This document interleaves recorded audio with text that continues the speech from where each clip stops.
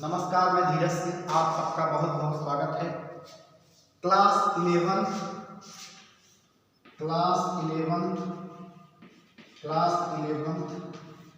आज केवल लेक्चर होगा, केवल समझाएंगे लिखाएंगे कुछ नहीं, केवल समझने का प्रयास करेंगे। फिजिकल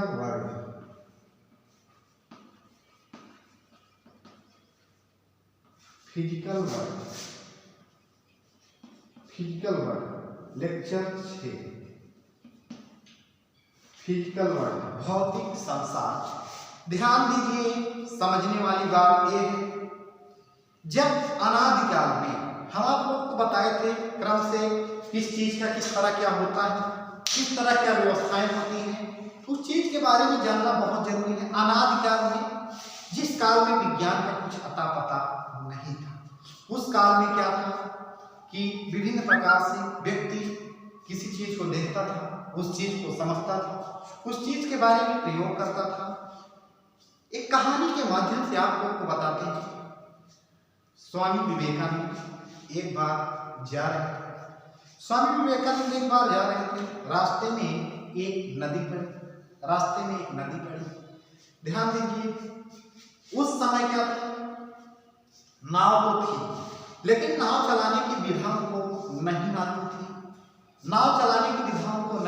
थी। तो उन्होंने क्या किया कि उस नाव को कैसे चलाया जाए, मस्तिष्क में विचार आया कि नदी का पानी एक धारा में बह रहा है। एक भौतिक जगत ही है, मस्तिष्क में विचार इसी तरह आते हैं। धारा बह रही है, अर्थात जल बह रहा है, कैसे उसके बारे में जाना जाए, उसके बारे में कैसे समझा जाए, कैसे नदी को पार किया जाए। सबसे बड़ी चुनौती ये थी कि इस नदी को किस तरह पार किया जाए। उनके मन में एक तकनीक आई, उनके मन में ऐसा भाव उत्पन्न हुआ कि इस नदी को किस तरह पार किया जाए। क्योंकि उनका लक्ष्य क्या था, नदी को पार करना, दूसरा किसी प्रकार का कोई लक्ष्य नहीं था। अर्थात जो दूसरा मस्तिष्क में दूसरे विचार उनके मन में कोई थे नहीं। इस तरह क्या हुआ कि वो नाव पे बैठे उनके मस्तिष्क में ऐसे विचार आते गए कि जल का धारा जिस धारा में बह रही है उसी तरह उसको खेया जाए।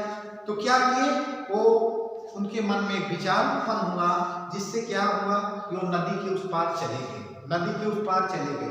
तो उसमें उस भौतिक क्षेत्र से उसके अन्य जो उसके महत्वपूर्ण मुद्दे थे, उसके द्वारा उनके मन में विचार उत्पन्न हुए।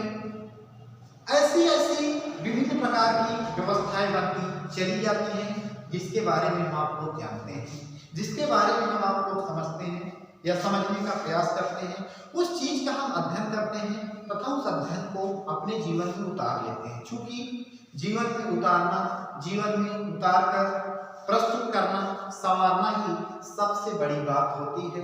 कितना भी आप क्यों न पढ़ लें, कितनी भी जानकारी क्यों न प्राप्त कर लें, जब तक उसके बेस के बारे में आप लोगों को नहीं पता रहेगा, तब तक किसी भी लक्ष्य को हासिल नहीं किया जा सकता है। उम्मीद है समझ में आया होगा। भौतिक जगत के अंतर्गत अगले लेक्चर में हम आप लोग को कुछ और चीजों के साथ मिलेंगे। तब तक बहुत बहुत धन्यवाद।